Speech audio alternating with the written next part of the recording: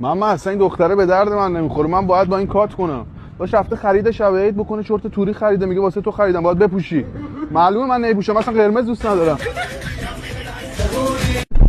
نه مادر من میگم اصلا دختره به درد من نمیخوره. میگم الان در میدون کتاب دیدم، نه کتاب خونه نرفته بوده، دختره جلسه ای، قیمت دو جلسه 1500. میدونم شما هم تو جلسه دیدین، منظورم اینه که این اصلا زیگیل میزنه اندازه گیلاس. نه به گربه آب نپاشیده چه ربطی داره.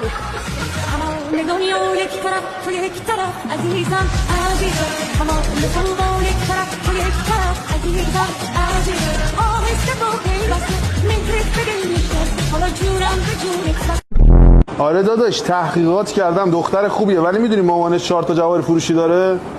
خب واسطه ها رو کم کن، واسه شو منبع اصلی مامانه رو بگیر دیوونه.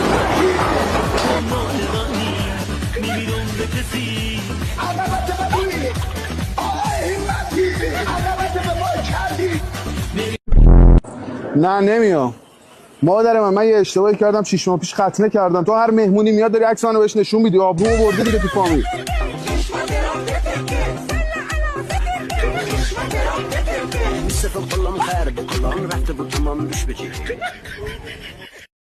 احمد چطوری داداش؟ دختره که برام اوکی کردی میگه شب یه خونه میخوام دستبندمو بهت نشون بدم. مگه پلیس این؟